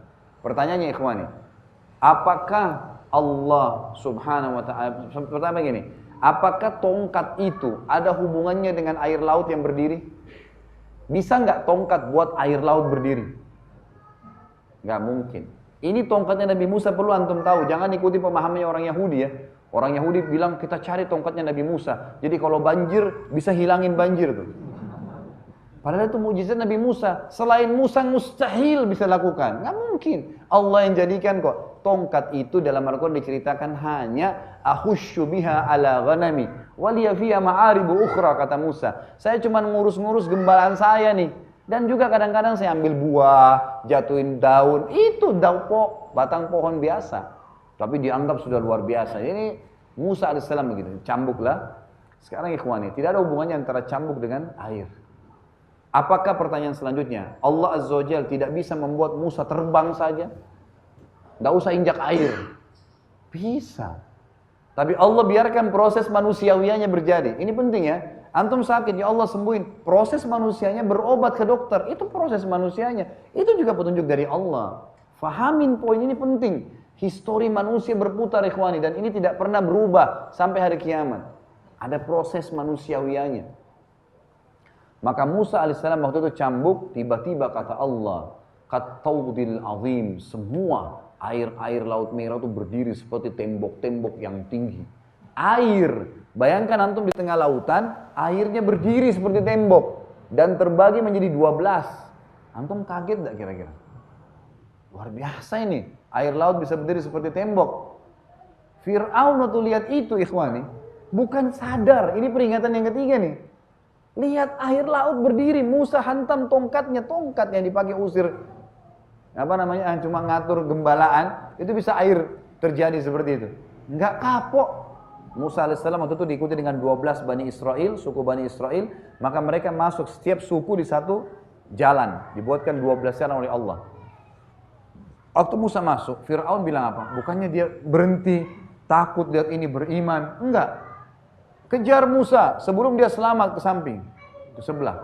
Kejar, masuk, subhanallah. Masuk, begitu masuk Allah selamatin Musa AS dengan pengikutnya, lalu Allah tenggelamkan Fir'aun. Habis sudah.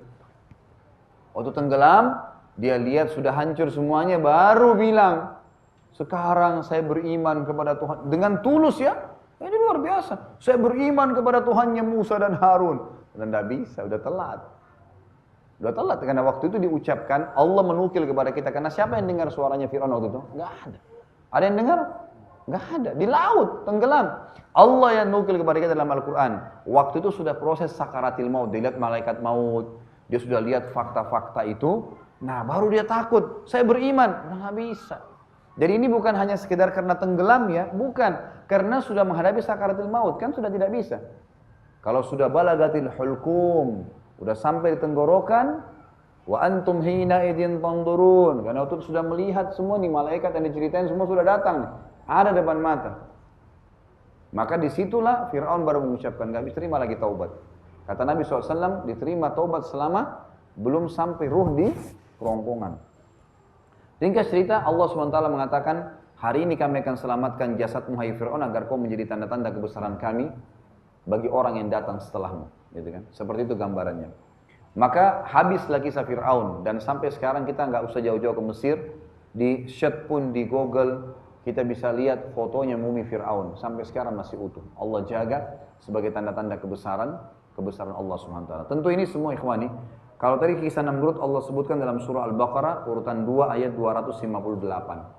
Itu kalau memang kembali silakan kembali ke ayat itu. Kemudian juga ada tentang Fir'aun, itu diceritakan oleh Allah SWT cukup banyak, tapi diantaranya surah Al-An'am urutan 6 ayat 301.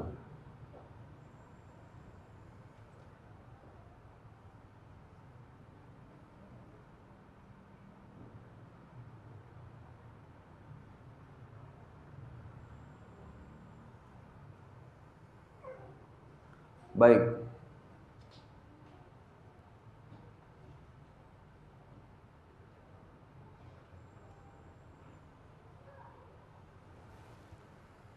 Dari itu kisah tentang dua orang raja tadi, Namrud dan Fir'aun selesai. Jadi tutup oleh Allah Subhanahu wa taala, dan ini sudah cukup menjadi sampel buat kita bagaimana keadaan orang yang sudah berkuasa di muka bumi karena tidak beriman sama Allah dihabisi. Yang kedua, dari kubu orang yang tidak beriman, ilmuwan. Ilmuwan yang paling ditokohkan ikhwani oleh orang-orang non-muslim, terutama orang-orang ateis. Jadi uniknya, orang-orang ateis ini jazakallah khair, mereka tidak mengakui ada Tuhan. Orang-orang ateis tidak mengakui ada Tuhan, ikhwan. Tapi mereka tidak sadar mereka mentuhankan satu orang yang mereka tokohkan, Darwin. Darwin yang terkenal punya teori-teori bohong, teori dusta udah. Luar biasa. Dia teorinya semua dibuat itu semuanya kembali kepada satu masalah, menolak ada Tuhan namanya Allah. Itu semua teorinya dibuat karena itu. Di antaranya manusia dari kera. Itu hanya untuk menolak ada Tuhan, Allah Subhanahu wa taala. Dan dia bilang dalam bukunya ada 4 fenomena alam, ya, air, api, tanah, udara ini tidak ada asalnya. Dan dia bilang burung-burung yang berterbangan di udara itu asalnya dari hewan-hewan darat. Lalu dia carilah hewan darat yang mirip. Biasanya untuk burung itu kadal-kadalan di bukunya dia. Kadal digambar, kemudian dikasih tanda panah, digambarkan prosesnya bagaimana sayapnya keluar sampai jadi burung. Hewan-hewan darat berasal dari lautan. Ikan-ikan, dicari ikan, nanti digambarkan di bukunya itu lucu gitu ya. Ikannya itu bisa bergerak-bergerak gambarnya, terus nanti jadi kadal, nanti kadal jadi burung. Nah kalau ditanya sama muridnya terus, hewan yang di air ini dari mana? Oh dari tanah, tanah nggak ada asalnya. Udah, begitu saja. Tapi anehnya banyak yang ikutin nih, gitu kan. Banyak yang ikutin. Pernah terjadi ikhwani, di Amerika kisah nyata, terjadi ribut antara orang yang mendukung teori Darwin manusia dari kera dengan orang-orang Nasrani, bukan Muslim, yang mengaku ada Tuhan namanya Allah. Ribut nih, sampai hampir perang. Diamankan oleh pemerintah setempat, kemudian dimasukkan ke pengadilan. Hakimnya, sudah masuk duhur belum? Oh. Hakimnya, gitu kan, afwan, ikhwah yang lewat jangan dipotong kameranya, kesian. Nanti harus di-cut banyak ini, antum lewat belakang. Jadi pernah terjadi ribut, mereka mau perang. Dimasukkan pengadilan, hakimnya bingung. Ini apa yang harus dipecahin dan bagaimana caranya. Sementara yang diributkan bukan materi, bukan tanah, bukan uang, bukan harta. Ini keyakinan. Bagaimana caranya? Apa yang jadi tolok ukur kebenaran atau kesalahan gitu. Tapi tiba-tiba hakimnya buka, ya, pengadilan itu dengan sebuah statement tanpa dia sengaja, sekaligus menutup. Dia bilang begini aja, yang mengaku keturunan kera ke sebelah kanan saya. Jadi ini ikhwan yang sebelah kanan, maaf. Ini pada saat itu, bukan maksud saya. Jadi ini waktu itu hakimnya bilang begitu. Anehnya, yang mendukung manusia dari kera tidak mau ke sebelah kanan hakim. Nggak ada yang mau datang. Dia tadi dukung teori Darwin. Kalau kita kan beriman sama Allah, tahu dari Adam dari tanah selesai. Semua manusia mau dari suku apapun kembali kepada Adam dan Hawa. Kan sudah selesai, surah An-Nisa ayat 1. Tapi mereka enggak. Ternyata mereka pun menolak kalau dikatakan dari kera. Anda dari kera silakan, kita bukan, gitu kan. Jadi seperti itu.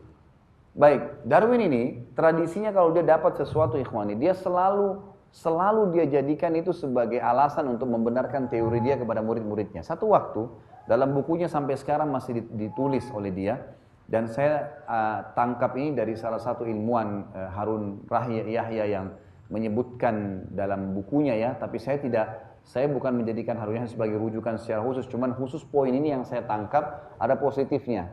Dia bilang Darwin itu menulis dalam bukunya sampai dia meninggal sebuah kisah yang sebenarnya membongkar semua kesalahan dia. Sederhana, dia pernah jalan mau menuju mengajar ke murid-muridnya, lalu dia temukan ada seekor burung merak.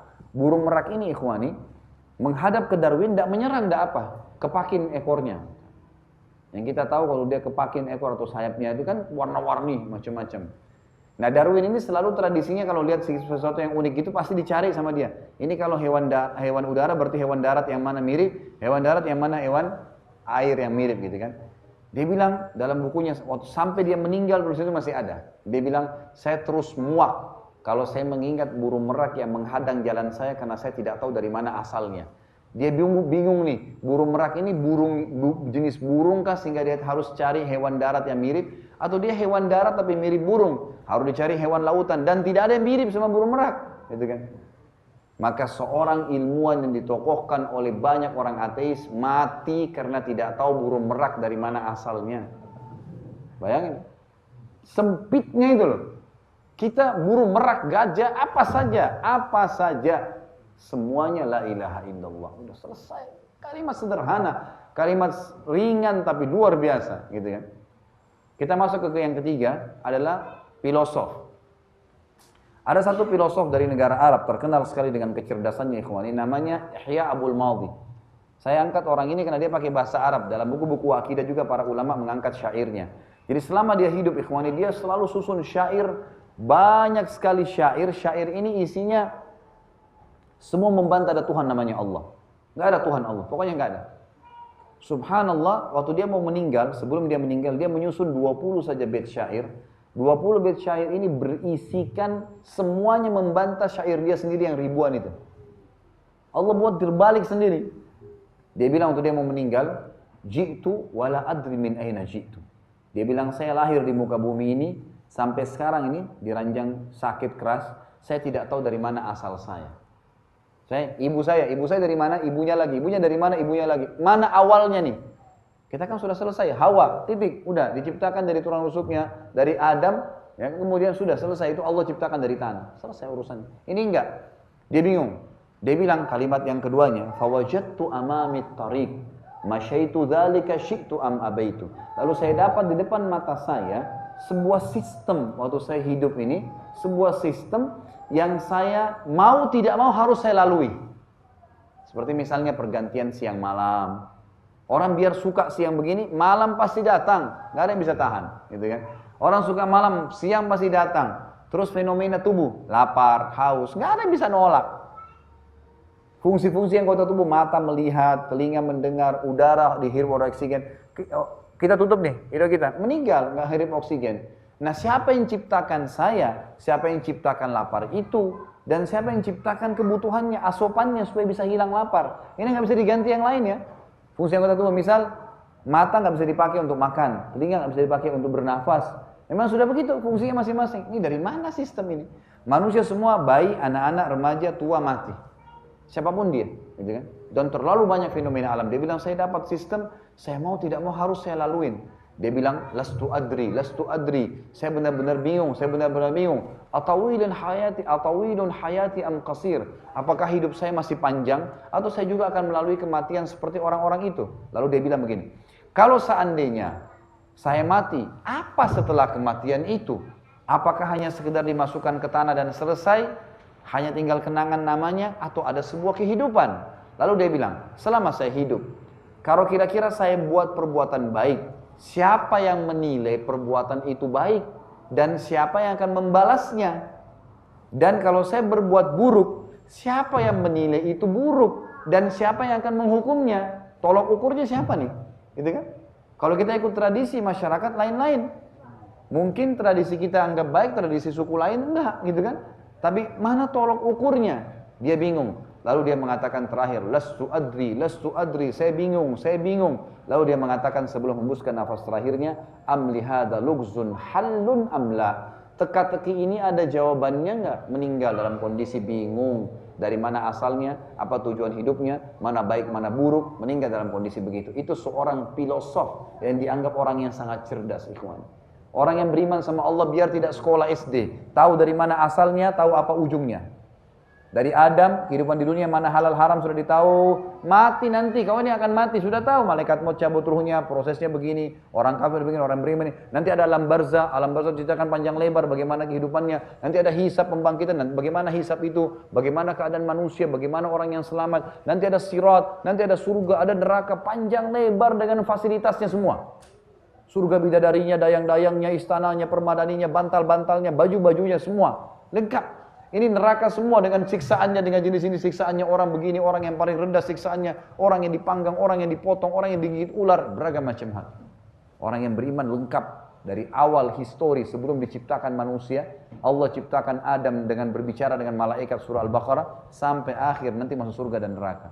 Orang-orang yang tidak beriman sama Allah terkurung di kehidupan dunia dia sendiri dan cuma sempit. Darwin hanya karena burung merak, Sihya Abul Madi tidak tahu mana tujuan hidupnya. Namrud dan Fir'aun meninggal, sudah menikmati dunia, habis, selesai. Tinggal kenangan, oh ada namanya Fir'aun, selesai. Dan itu begitu ikhwan, kita hidup di dunia ini begitu ya. Antum kalau meninggal, sehebat apapun antum, cuma kenangan. Rumah antum besar, orang cuma bilang, oh itu rumahnya dia, si fulan. Oh itu sepatunya, oh itu mobilnya, oh itu istrinya, oh itu suaminya, oh itu anaknya, selesai. Habis ceritanya. Dan kata Nabi SAW, kalau orang meninggal dunia ikut di kuburannya, 3. Keluarganya, hartanya, dan amalnya. Dan akan pulang 2. Tidak usah kita bicara suami istri deh. Orang tua sama anak. Antum yang paling cinta sama orang tua antum. Kita disuruh bakti. Kalau orang tua antum meninggal, mau nginap tidak sehari di kuburan? Hah? Pulang. Sabda Nabi SAW pulang. Apalagi cuma suami istri pulang. Sejam nangis habis itu pulang. Hartanya, mobil Alphard yang paling mewah antum punya, nggak mungkin masuk liang lahat. Biar masuk dia nggak bisa dipakai. Pagar kuburan pulang jadi warisan. Yang nemanin kita nih majelis ilmu, sholat, ya semua ibadah yang sudah dilakukan disampaikan, semuanya sudah jelas, puasa, zakat, haji dan seterusnya. Itu yang menemani kita, ikhwan. Baik, kita masuk sekarang ke kubu yang kedua. Kubu orang yang beriman. Saya akan berikan satu contoh saja di sini karena melihat waktunya. Contoh ini ikhwani adalah kisah seorang hamba Allah yang bernama Abdullah. Orang ini salah satu dari kalangan tabi'in yang masyhur. Satu waktu dia pernah makan, perhatikan ya, kehidupannya ini pertemukan dengan 3 orang tadi kafir itu. Satu aja saya angkat contohnya orang beriman. Ini udah jauh sekali. Abdullah ini dulu di kemahnya ikhwani di padang pasir. Lagi makan siang. Ambil makanan, baca bismillah, dimasukin di mulutnya. Baru dia kunyah. Dari kejauhan ada orang teriak-teriak pakai kuda. Ya Abdullah, ya Abdullah. Naik kuda dengan kecepatan tinggi, debu semua berterbangan. Turun dari kudanya buru-buru. Ada berita penting nih. Diangkat tutup kemahnya, dibuka. Langsung orang ini dengan buru-buru. Debu semua berterbangan. Abdullah kaget. Langsung dia bilang, wahai Abdullah, ada berita penting. Kata Abdullah, kenapa? Anakmu baru mati ditusuk orang. Ini lagi makan siang. Dapat informasi anaknya mati, tidak cukup, dibunuh orang. Kira-kira kalau ada orang yang belum paham, posisinya seperti apa nih, gitu kan? Pasti dia kaget. Yang terjadi, Abdullah senyum. Lalu Abdullah memberhentikan makanannya sambil berkata, Inna lillahi wa inna ilaihi rajiun. Lalu beliau makan lagi. Nanti ada jawabannya nih kenapa beliau makan. Yang bawa berita ini pikir Abdullah nggak dengar kali ini. Dia bilang, wahai Abdullah, anakmu mati ditusuk orang. Abdullah sama, berhentiin makanannya. Dia balik, dia bilang, Inna lillahi wa inna ilaihi raji'un. Kami milik Allah, kami akan kembali kepada Allah. Dia kunyah lagi makanannya. Yang bawa berita ketiga kali, dia ulangi. Demi Allah, wahai Abdullah, saya lihat orang pegang pisau, tusuk dada anakmu, keluar darah, mati. Gak ada lagi lebih jelas dari ini. Artinya dia pikir yang 2 kali ini mungkin Abdullah nggak dengar, kok masih santai gitu. Sama aja Abdullah. Dia berhenti kunyaannya. Inna lillahi wa inna ilaihi raji'un. Kami milik Allah, kami akan kembali kepada Allah. Dia ngunyah lagi. Yang bawa berita bilang, demi Allah wahai Abdullah, yang saya bayangkan pada saat kamu terima berita ini, saya tadi lari-lari bawa berita penting ini, kamu akan bongkar makanan ini, kamu akan panik, dan kamu akan segera mencari siapa yang bunuh anakmu dan kau balas dendam. Normal nggak kalau orang belum paham? Normal, gitu kan? Tapi Abdullah berbeda. Perhatikan, orang yang beriman kepada Allah Azza wa Jalla luar biasa hidupnya, luar biasa. Dia bilang, wahai saudaraku, disuruh duduk, duduklah.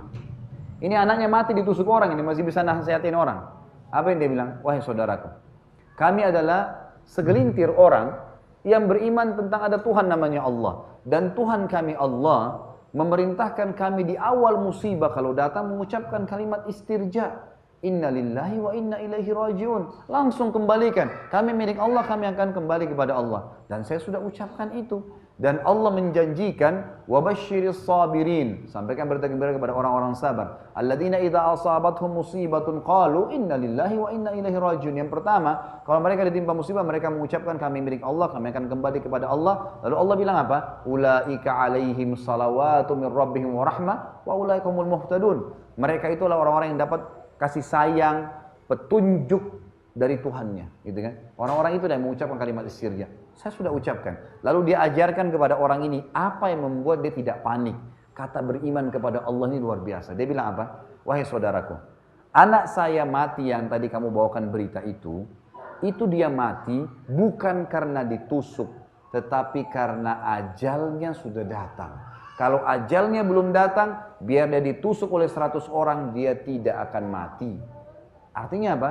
Saya nggak usah panik. Dia mati bukan karena tusukan kok, bukan karena orang tusuk, karena ajalnya. Ada orang ditabrak, ada orang sakit keras 10 tahun nggak mati-mati, ada orang sehat keluar rumah mati. Ajal kalau datang nggak bisa. Jadi yang membuat saya tenang, artinya saya marah atau tidak, tetap sudah memang saatnya mati, nggak bisa. Jadi nggak ada gunanya saya panik. Untuk apa saya panik gitu? Dan perlu juga ikhwat tahu dan akhwat rahimakumullah, kalau bahasa saya pribadi ya, ajal ini adalah tanggal expire. Jadi bukan cuma makanan kaleng ada tanggal expire, kita juga semua punya tanggal expire. Ada seorang sahabat pembantunya pecahin piring, lalu tuannya marah-marah nih. Sampai berita itu kepada Nabi SAW, lalu Nabi SAW panggil tuan rumahnya berkata, kenapa kau marah dengan pembantumu? Dia bilang, ya Rasulullah, piring baru saya beli dipecahin. Kata Nabi SAW, jangan kau marah dengannya, karena sesungguhnya piring yang dipecahkan olehnya punya ajal sebagaimana kamu punya ajal.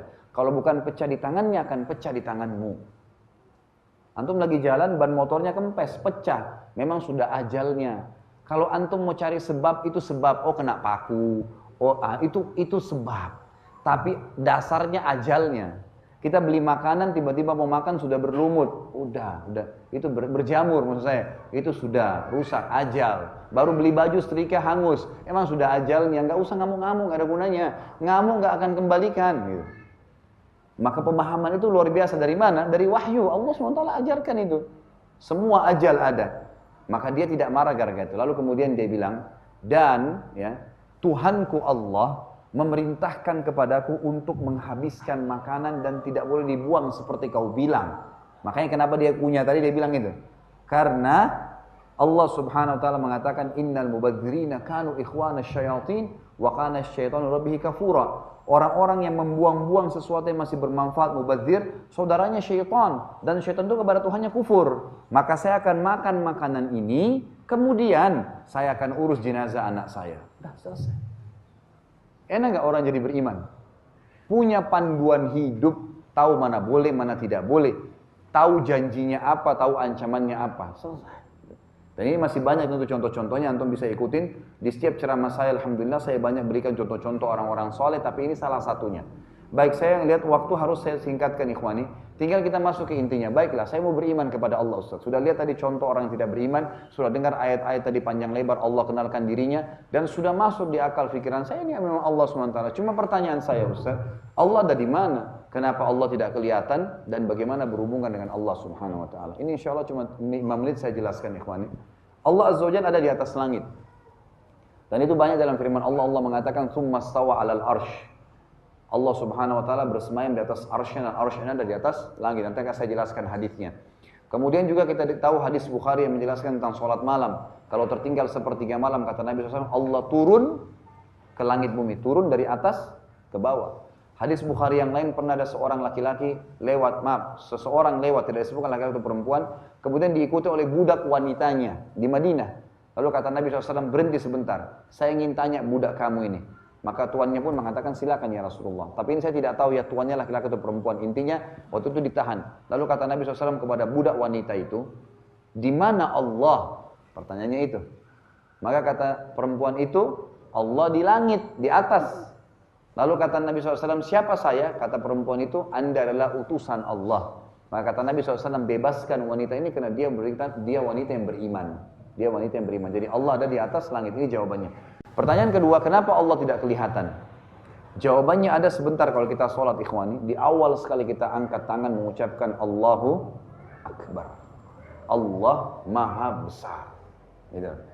Nah di sini kita bisa tangkap Allah Maha Besar, ini yang jawabannya. Kenapa Allah tidak kelihatan? Karena Allah terlalu besar. Akbar ini dalam bahasa Arab sesuatu yang melampaui batas. Jadi gini, kalau orang Arab lihat sebuah benda besar, bahasa Arabnya kabir. Karena Al-Quran turun dalam bahasa Arab, wahyu Nabi SAW, sunnahnya dalam bahasa Arab, kita pelajari bahasa Arab itu. Kabir, besar, kalau dalam pandangan seseorang yang berbahasa Arab. Kalau bagi dia, secara pribadi dia lihat benda, bagi dia pribadi ya, sangat besar. Dan dia yakin tidak ada lebih besar darinya, maka dia mengatakan akbar. Jadi kalau kita bilang Allahu Akbar, ikrar secara pribadi dalam bahasa Arab, artinya Allah itu memang maha besar, nggak ada yang lebih besar daripada itu. Dari mana memahami ini? Daripada hadis Nabi SAW. Nabi SAW pernah mengatakan, perumpamaan bumi yang kalian tinggali ini dibandingkan dengan langit pertama di atas kepala kalian, itu adalah seperti cincin yang dibuang di padang pasir. Jadi kita berputar-putar dimanapun di bumi ini, dilihat langit pertama di atas kepala yang dikenal dengan sama'id dunia, itu tidak pernah ada ujungnya, karena kita terlalu kecil. Dan terbukti secara ilmiah ikhwani. Semua ilmuwan berkata, miliaran bintang-bintang di atas langit sana, ya, yang itu semua di bawah langit, ya, maksudnya di atas bumi sana, itu semua di bawah langit. Dan ilmuwan sepakat mengatakan tidak ada manusia yang bisa pegang langit dengan tangannya, karena terlalu jauh jaraknya. Antara bumi sama matahari saja jaraknya sudah sekian juta, ya, mil, besarnya sekian juta kali, udah nggak bisa dihitung. Belum lagi dengan bintang-bintang yang lainnya, dan ini miliaran jumlahnya. Dan saya pernah duduk dengan satu orang dosen dari UI, beliau mengajari pengetahuan alam, ikut kebetulan di dalam daurah saya, lalu dia bilang, Ustadz, yang Ustadz jelaskan ini secara ilmiah pernah terbukti kalau di abad 18 Masehi, itu para ilmuwan dengan teknologi canggih yang ada pada saat itu, mereka mengira, mereka menangkap matahari adalah planet terbesar di alam semesta ini. Dan tidak ada lagi lebih besar daripada matahari. Dan mereka dikagetkan di abad ke-19, dengan teknologi yang canggih, ternyata mereka menemukan ada miliaran matahari di alam semesta sana. Miliaran matahari. Dengan planet-planetnya, jaraknya sekian miliar tahun udah, nggak bisa dihitung. Jadi kita ini kecil, seperti debu pasir yang kecil luar biasa gitu kan. Saya pernah baca ikhwani, buku anak saya kelas 2 SD, pernah juga ilmu pengetahuan alam dan IPA. Kemudian saya baca ada satu judulnya Alam Semesta. Ada satu paragraf mengkritik saya, dan saya memang tertarik melihat itu. Saya jadikan di bahan ceramah. Dibilang di situ, jarak secara ilmiah terbukti antara bumi dengan Pluto, planet yang satu matahari dengan kita, itu 274 tahun kecepatan cahaya. Jaraknya. Jadi saya kadang-kadang berkelakar sama jemaah saya di pengajian. Kalau kita kirim astronot masih bayi, umurnya dia 70 tahun, mati tengah jalan, belum sampai di Pluto. Orang cuma bisa pakai alat, nggak tahu di sana 274 tahun, nggak ada manusia sekarang umurnya seperti itu, gitu kan? Jadi nggak mungkin. Itu satu matahari, bagaimana dengan yang lainnya? Dan subhanallah, semua bintang-bintang yang miliaran, jaraknya sekian jauh, itu ya semua di bawah langit. Semua ilmuwan semua sepakat mengatakan tidak ada manusia bisa pegang langit ini dengan tangannya, karena jaraknya terlalu jauh, gitu kan? Baik, kata Nabi SAW. Di atas langit pertama dan langit kedua, yang besarnya digabung antara langit pertama dengan bumi hanya seperti cincin dibuang di padang pasir. Riwayat lain mengatakan seperti biji dibuang di sawah. Langit ketiga, langit 2, 1 dan bumi digabung tiga-tiganya dibanding langit ketiga hanya seperti cincin dibuang di padang pasir. Sampai langit ketujuh, 6, 5, 4, 3, 2, 1, 6 lapis langit di atas kepala kita dan satu bumi digabung, 7-7-nya dibanding langit ketujuh hanya seperti cincin dibuang di padang pasir. Ini luar biasa. Dan kata Nabi SAW, langit yang luas itu dipenuhi oleh malaikat. Dalam hadis Bukhari yang lain, riwayat Bukhari tentang hadis Isra dan Mi'raj, beliau mengatakan, saya sedang dimi'rajkan ke langit. Saya ya menemukan saya demi zat yang umumkan dalam genggamannya, tidak ada tempat yang saya lewatin di langit sana ukuran 4 jari tangan manusia kecuali ada malaikat yang sedang sujud atau ruku. Penuh dengan malaikat, gitu kan? Penuh, luar biasa jumlah malaikat ini. Maka kata Nabi SAW juga dalam hadis lain, di langit kedua ada rumah namanya Baitul Ma'mur. Dalam surah At-Tur wal Baitul Ma'mur, tempat tawafnya malaikat. Kata Nabi SAW dalam hadis sahih, setiap hari 70.000 malaikat masuk ke dalamnya. Riwayat lain mengatakan tawaf pergi, gak akan pernah kembali lagi. Terus dari pertama diciptakan sampai kapan yang Allah inginkan, hari kiamat. Jadi berapa jumlah malaikat? Jumlah mereka sangat banyak, gitu kan? Ringkasnya adalah di atas langit ketujuh kata Nabi SAW ada sebuah tempat namanya Sidratil Muntaha. Dan Nabi SAW mengatakan besarnya Sidratul Muntaha digabung antara 7 lapis langit dan bumi 8-8-nya hanya seperti cincin dibuang di padang pasir. Lantasnya lagi ada Allah ciptakan sebuah lautan. Dan kalau kalian ingin, kata Nabi SAW, bacalah firman Allah, wa kana arsyu alal ma', dan singgasananya Allah ada di atas air. Lautan itu kata Nabi SAW besarnya digabung antara Sidratul Muntaha, 7 lapis langit dan bumi 9-9-nya hanya seperti cincin dibuang di padang pasir. Dan arsh ini dibanding lautan ya. Dan arshnya Allah digabung antara lautan. Jadi kita ini ada dalam lautan dan lebih halus dari sekian juta kali debu yang ada di lautan itu. Kata Nabi SAW, dan arshnya Allah digabung antara lautan tadi, Sidratul Muntaha, 7 lapis langit dan bumi, 10-10-nya hanya seperti cincin dibuang di padang pasir. Itu arshnya Allah. Dan kata Nabi SAW, Allah di atasnya akbar. Allah lebih besar. Jadi kalau antum tanya kenapa saya nggak bisa lihat Allah, karena Allah terlalu besar, nggak bisa dijangkau dengan mata manusia. Untuk lebih jelasnya, coba kita renungi sama-sama. Jam berapa azan dulu?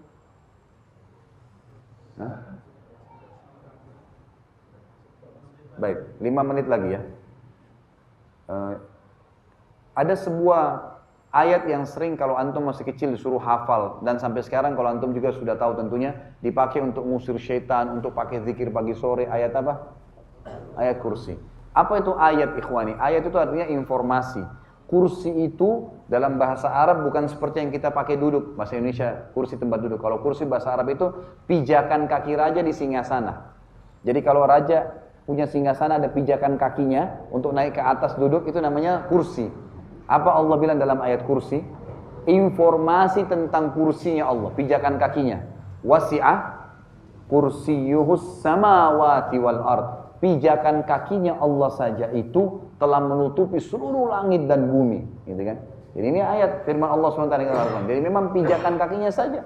Bagaimana dengan Allah Azza wa Jalla? Maka Allah tidak kelihatan. Dan penting saya sampaikan ikhwani, bahwasanya Allah Azza wa Jalla ini tidak dilihat di dunia, bukan cuma oleh kita tapi seluruh nabi-nabi. Cukuplah riwayat Bukhari, waktu Aisyah bertanya kepada Nabi SAW mengatakan, ya Rasulullah, waktu anda mi'raj ke langit, hal tara rabbak, apa anda sempat melihat Tuhan anda? Maka Nabi SAW mengatakan, nurun ala nur anna arah. Allah itu cahaya di atas cahaya, bagaimana saya bisa melihatnya? Tinggal pertanyaannya ikhwani, lalu apakah atau kapan kita melihat Tuhan kita? Perhatikan hadis Bukhari yang lain, kata Nabi SAW, kalian akan melihat Tuhan kalian pertama kalinya dalam bentuk cahaya seperti bulan purnama di malam Lailatul Qadar, di mahsyar. Di mahsyar. Tapi belum lihat siapa Allah itu, bagaimana fisiknya kita belum lihat. Baru cahaya. Tapi waktu itu semua orang sudah tahu kalau ini Tuhannya, gitu kan? Dan di sini kata Nabi SAW, semua kalian akan berbicara dengan Tuhannya tanpa ada penterjemah.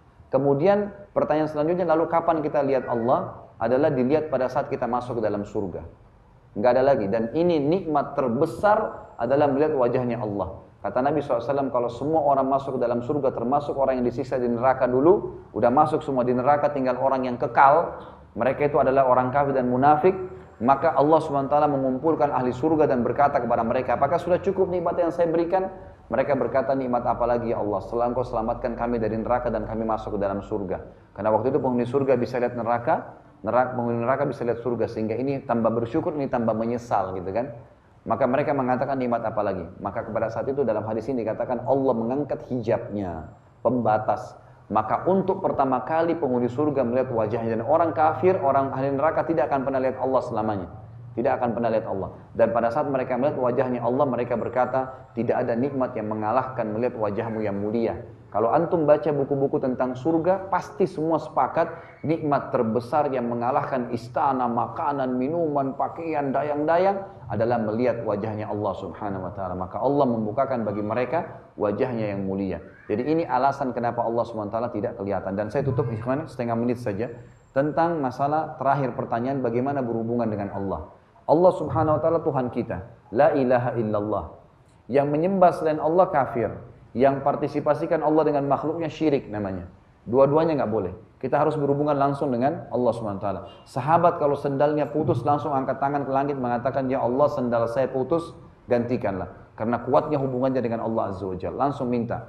Allah subhanahu wa ta'ala telah membuat satu-satunya cara untuk berhubungan dengannya. Di bawah namanya Allah tadi yang tidak ada Tuhan selain dia, dibuat lingkaran lagi di pikiran kita. Itu adalah ibadah. Sholat, puasa, zakat, haji, takziah, ziarah kubur, baca Quran, zikir. Ini semua rangkaian ibadah yang Allah buat sistemnya, caranya, ya, waktunya, bentuknya, ya, jumlahnya. Semua itu Allah aturkan kayak sholat asar, sholat subuh, bacaannya, hal-hal yang harus dilakukan, wudhu, hadap kiblat, tutup aurat. Semua itu kita tahu dari wahyu yang telah Allah turunkan, gitu kan? Dari mana kita tahu kalau keluar angin batal wudhu? Ya karena itu dari wahyu Allah Subhanahu wa taala. Nah, ini semua cara untuk berhubungan dengan Allah Azza wa Jalla. Dan caranya adalah supaya Allah terima ibadah ini harus seperti yang Allah mau, bukan yang kita mau. Ini yang penting nih. Caranya supaya seperti Allah mau, ikuti pedomannya Al-Quran dan Sunnah. Jangan pernah ibadah kecuali pakai tuntunan wahyu. Yang buat ibadah tidak pakai wahyu, Allah tidak terima. Seperti Anda, kalau ini kata penutup saya, kalau Anda bekerja di satu perusahaan, lalu pimpinan bilang hari Senin pakai baju putih, Selasa pakai kuning, Rabu pakai hitam. Datang jam 7 pagi, keluar jam 5 sore ya. Ada pegawai datang hari Senin, dia pakai baju warna hitam, bukan warna putih. Datangnya bukan jam 7 tapi datangnya jam 9. Keluarnya bukan jam 5, keluarnya jam 2 siang. Kira-kira diterima jadi pegawai masih dipekerjakan? Sudah enggak. Itu baru peraturan manusia. Bagaimana dengan peraturan Allah Azza wa Jalla? Maka itulah sesuai dengan sabda Nabi SAW, Man ahdatha fi amrina hadha ma laysa minhu fahuwa raddun aw mardud. Siapa yang coba-coba buat ibadah yang tidak saya contohkan, tidak ada panduan yang Allah inginkan, maka akan tertolak atau dikembalikan kepada pelakunya. Makanya murnikan ibadah kepada Allah subhanahu wa ta'ala. Allahu alam, mudah-mudahan apa yang kita bahas pada hari ini diberkahi oleh Allah subhanahu wa ta'ala. Semua orang-orang yang belum dapat petunjuk diberikan petunjuk, yang sudah dapat petunjuk dimudahkan untuk mengamalkan. Seluruh muslimin yang masih sakit disembuhkan. Seluruh muslimin juga yang masih terutang dilunasi utangnya. Seluruh muslimin yang tertindas dimanapun mereka berada, di Palestina, di Syria, di Yaman, di Irak, di Myanmar, dimanapun mereka berada, Allah berikan kemenangan dan kemuliaan Islam. Dan Allah partisipasikan kita dengan mereka dengan pahala baik dengan doa, dengan jiwa dan harta kita. Dan semoga Allah SWT menyatukan kita di surga firdausnya tanpa hisab, sebagaimana dia telah satukan kita di masjid yang mulia ini. Kalau benar dari Allah, kalau salah dari saya mohon dimaafkan. Subhanakallahumma bihamdika asyhadu an la ilaha illa anta astaghfiruka wa atubu ilaik. Wassalamualaikum warahmatullahi wabarakatuh.